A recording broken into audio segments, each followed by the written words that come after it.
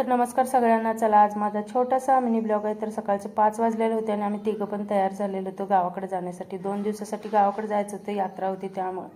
तनीची अजून काही झोप व्यवस्थित झाली नव्हती आणि त्याची शाळेला एक नाही 2 दिवस दांडी मारलेली होती. गावाकडचं काहीतरी प्रोग्राम वगैरे असलं ना तर तनीच्या शाळेमुळे जायला भेटतच नाही. त्यामुळे म्हटलं चला आज सॅटर्डे संडे असल्यामुळे एक नाही मस्त असं एक नाही 2 दिवस फिरून येऊया.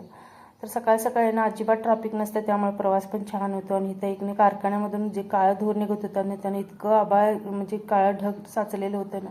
त्याच्यानंतर एक रस्त्याला अजिबात ट्रॅफिक नव्हतं, त्यामुळे डोंगराच्या साईडने पण इतकं मस्त वाटत होतं. आणि सकाळ सकाळी गार असं वारं येत होतं, त्यामुळे गरमीचा काही प्रश्नच पडला नाही.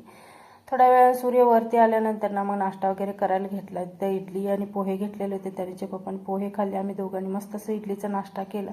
त्याच्यानंतर थोडंसं परत प्रवास केला आणि मग गाडीमध्ये ना गाडीत पेट्रोल आणि CNG भरायचं होतं, ते भरून घेतलं. आणि तिथंच मग ऊसाचा रस होता ती पिऊन घेतला. घरातून लवकर निघाल्यामुळे एक नाही मग घरी पण लवकर पोचलेलं होतं. 12:30-1 वाजता तर घरी आरामशीर पोचलेलं होतं. तिथं थोडा वेळ थांबला आणि त्याच्यानंतर मग बहिणीच्या घरी गेलेले. तिथं आल्यानंतर ना मस्त असं स्वयंपाक वगैरे करून घेतला. त्यांनीच येते एक झुलायचं काम चालू होतं. स्वयंपाक वगैरे करून ना गरम लागत होतं, त्यामुळे मग सगळीजण गप्पा मारत बसली होती. जेवण वगैरे करून घेतलं आणि त्याच्यानंतर मग मंदिरमध्ये ना दर्शनासाठी गेलेले होते. तर इतकं छान असं मंदिर सजवलेलं होतं ना. सिद्धेश्वर देवाची यात्रा होती, तर मस्त असं एक दर्शन वगैरे घेतलं, भंडारा वगैरे लावून घेतला. आणि त्याच्यानंतर मग एक यात्रेमध्ये थोडंसं फिरायला गेलेले होते. तर हा देवाचा एक पूर्ण भंडाऱ्याचंच म्हणजे हे असतं.